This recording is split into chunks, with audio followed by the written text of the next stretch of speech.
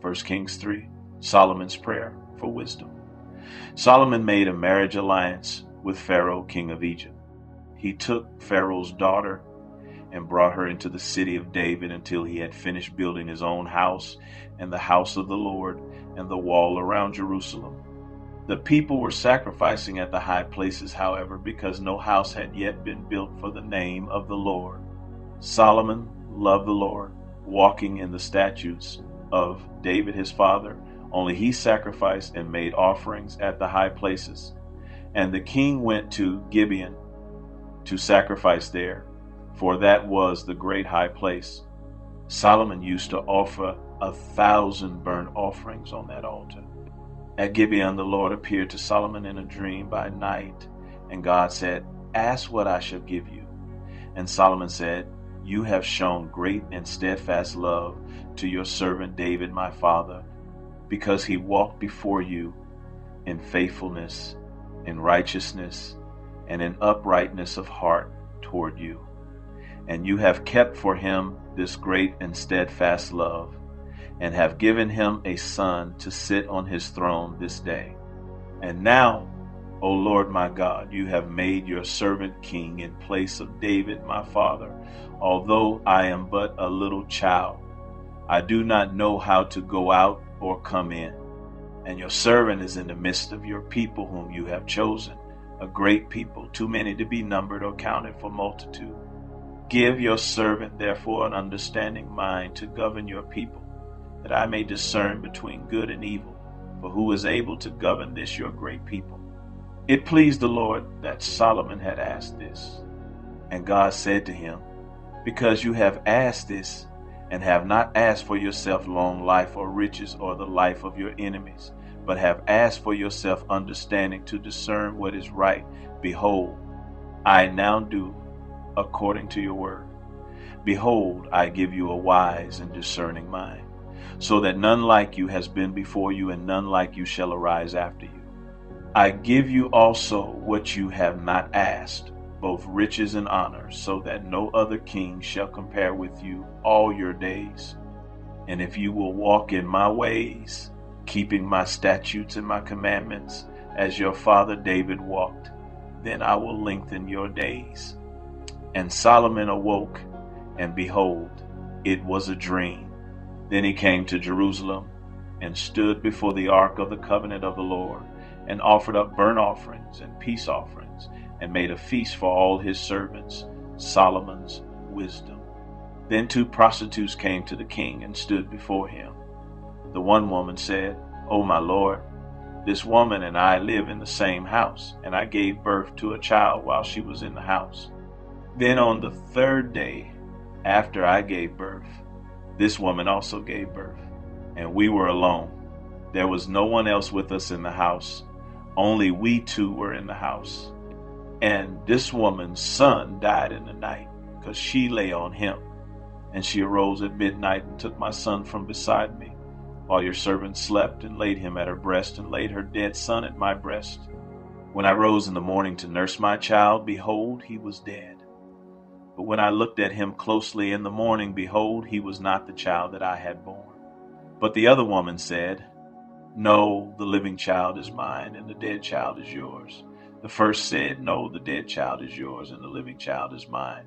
Thus they spoke before the king.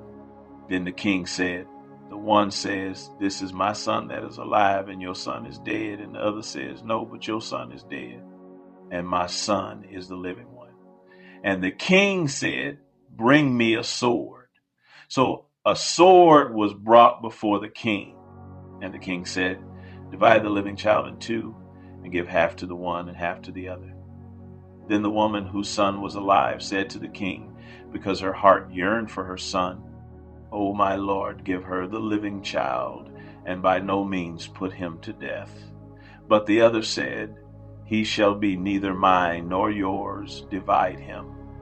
Then the king answered and said, 'Give the living child to the first woman, and by no means put him to death. She is his mother.'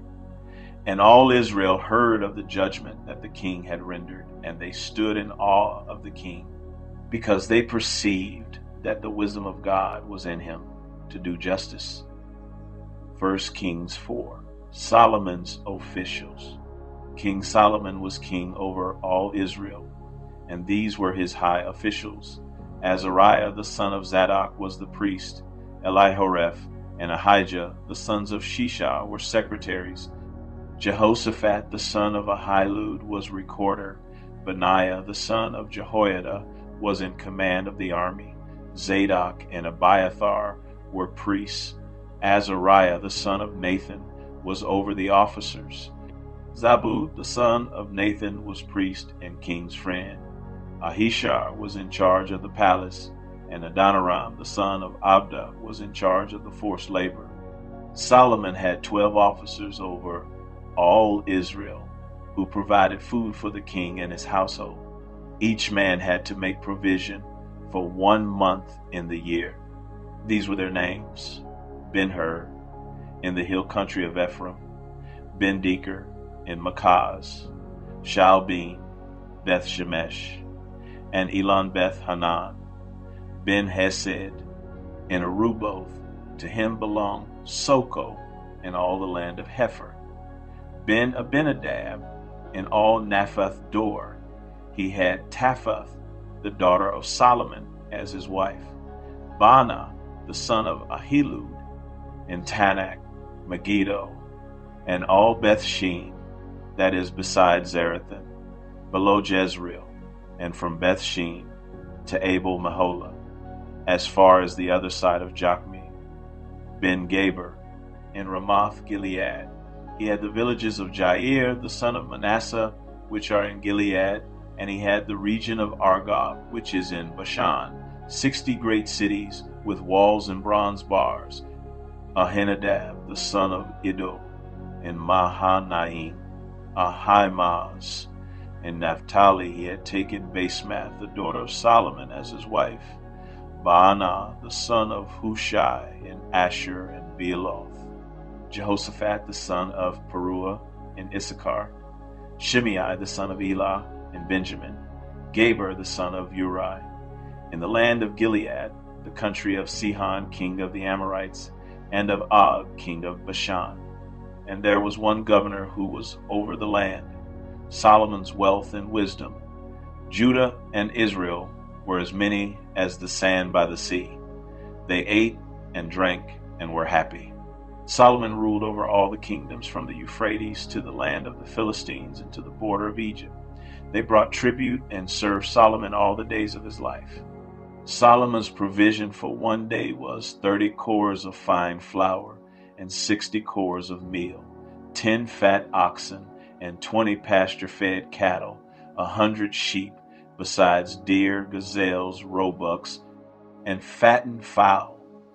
For he had dominion over all the region west of the Euphrates, from Tifsa to Gaza, over all the kings west of the Euphrates. And he had peace on all sides around him. And Judah and Israel lived in safety, from Dan even to Beersheba, every man under his vine and under his fig tree, all the days of Solomon. Solomon also had 40,000 stalls of horses for his chariots, and 12,000 horsemen. And those officers supplied provisions for King Solomon, and for all who came to King Solomon's table, each one in his month. They let nothing be lacking. Barley also and straw for the horses and swift steeds they brought to the place where it was required, each according to his duty. And God gave Solomon wisdom and understanding beyond measure, and breadth of mind like the sand on the seashore, so that Solomon's wisdom surpassed the wisdom of all the people of the East and all the wisdom of Egypt. For he was wiser than all other men, wiser than Ethan the Ezrahite, and Heman, Calcol, and Darda, the sons of Mahol, and his fame was in all the surrounding nations. He also spoke 3,000 proverbs, and his songs were 1,005. He spoke of trees, from the cedar that is in Lebanon to the hyssop that grows out of the wall. He spoke also of beasts, and of birds, and of reptiles, and of fish. And people of all nations came to hear the wisdom of Solomon, and from all the kings of the earth who had heard of his wisdom. 1 Kings 5. Preparations for building the temple. Now Hiram king of Tyre sent his servants to Solomon when he heard that they had anointed him king in place of his father. For Hiram always loved David. And Solomon sent word to Hiram, "You know that David my father could not build a house for the name of the Lord his God because of the warfare with which his enemies surrounded him, until the Lord put them under the soles of his feet. But now the Lord my God has given me rest on every side. There is neither adversary nor misfortune. And so I intend to build a house for the name of the Lord my God, as the Lord said to David my father, your son, whom I will set on your throne in your place, shall build the house for my name. Now therefore command that cedars of Lebanon be cut for me, and my servants will join your servants, and I will pay you for your servants such wages as you set, for you know that there is no one among us who knows how to cut timber like the Sidonians." As soon as Hiram heard the words of Solomon, he rejoiced greatly and said, "Blessed be the Lord this day, who has given to David a wise son to be over this great people." And Hiram sent to Solomon, saying, "I have heard the message that you have sent to me. I am ready to do all you desire in the matter of cedar and cypress timber. My servants shall bring it down to the sea from Lebanon, and I will make it into rafts to go by sea to the place you direct. And I will have them broken up there, and you shall receive it, and you shall meet my wishes by providing food for my household." So Hiram supplied Solomon with all the timber of cedar and cypress that he desired, while Solomon gave Hiram 20,000 cores of wheat as food for his household, and 20,000 cores of beaten oil. Solomon gave this to Hiram year by year. And the Lord gave Solomon wisdom as he promised him. And there was peace between Hiram and Solomon, and the two of them made a treaty. King Solomon drafted forced labor out of all Israel, and the draft numbered 30,000 men, and he sent them to Lebanon, 10,000 a month in shifts. They would be a month in Lebanon and 2 months at home. Adoniram was in charge of the draft. Solomon also had 70,000 burden bearers and 80,000 stone cutters in the hill country, besides Solomon's 3,300 chief officers who were over the work, who had charge of the people who carried on the work. At the king's command, they quarried out great, costly stones in order to lay the foundation of the house with dressed stones. So Solomon's builders and Hiram's builders and the men of Gebal did the cutting and prepared the timber and the stone to build the house.